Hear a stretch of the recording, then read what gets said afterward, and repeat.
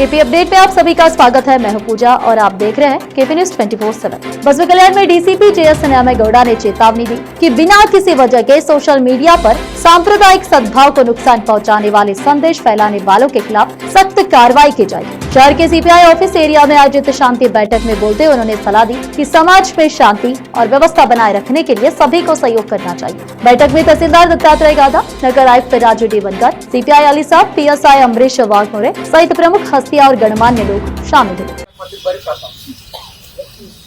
ಆಯ್ತಲ್ಲ ಫಾರೆಸ್ಟ್ ಕಟ್ಟ ಬಗ್ಗೆ ಎಲ್ಲ ಮುಗಿದೋಯ್ತು ಡೀಟೇಲ್ ಈಗ ಅದ್ರ ಬಗ್ಗೆ ಡಿಸ್ಕಷನ್ ಸೋಷಿಯಲ್ ಮೀಡಿಯಾದಲ್ಲಿ ತಿಳಿಸಿದೆ ಬಕ್ರೀದ್ ಹಬ್ಬದ ಬಗ್ಗೆ ಏನಾದಿದ್ರೆ ಹೇಳಿ ಏನಾದಿದ್ರೆ ತಾವೆಲ್ಲ ಮಾಡ್ತೀವಿ ಸರ್ ಆ ಒಂದು ಸಿಚುವೇಶನ್ ಕ್ರಿಯೇಟ್ ಮಾಡ್ತೀವಿ ಸರ್ ಅದ್ರ ಬಗ್ಗೆ ತಾವು ತಾವು ಅದಕ್ಕೆ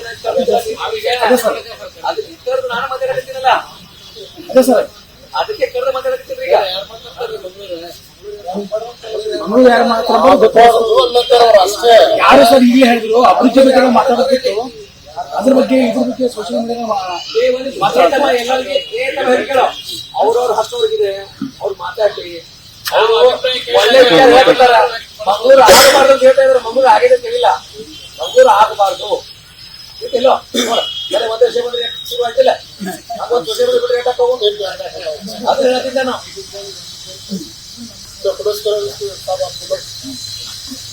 ಎಲ್ರಿಗೂ ನಮಸ್ಕಾರ.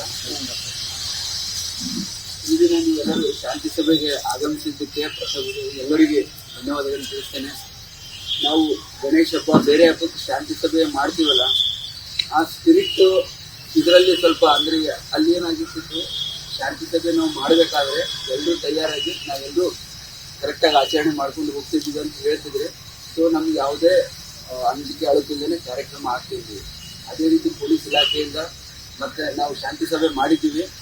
ಆದರೂ ಕೂಡ ಒಂದಿಷ್ಟು ಗಲಭೆ ವಾತಾವರಣ ಆಗಿತ್ತು. ಬಟ್ ನಿಮ್ಮೆಲ್ಲರ ಸಪೋರ್ಟಿಂದ ಮತ್ತು ಪೊಲೀಸ್ ಇಲಾಖೆ ಅವರ 24 hours 24/7 ಅಡಿಷನಲ್ SP ಸಾಹೇಬರು, DSP ಸಾಹೇಬರು ಎಲ್ಲರೂ ಸೇರಿ ಬಸವ ಕಲ್ಯಾಣದಲ್ಲಿ ನಾವು ಯಾವ ಥರ ಅಣ್ಣ ತಮ್ಮಂದಿರಿದ್ದೀವಲ್ಲ ಆ ಭ್ರಾತೃತ್ವವನ್ನು ಕಾಪಾಡುವಲ್ಲಿ ಯಶಸ್ವಿಯಾಗಿದ್ದಾರೆ. ಅದಕ್ಕೆ ನೀವು ಎಲ್ಲರೂ ಸಹಕಾರ ಮಾಡಿದ್ರಿ. ಅದಕ್ಕೆ ತಾಲೂಕು ಆಡಳಿತ ಪರವಾಗಿ ನಿಮ್ಗೆಲ್ಲರಿಗೂ ಧನ್ಯವಾದಗಳನ್ನು ಕೋರುತ್ತೇನೆ. ऐसे और भी अपडेट्स जानने के लिए बने रहे केपी न्यूज 24/7 के साथ। लाइक, शेयर और सब्सक्राइब करना ना भूलें। धन्यवाद।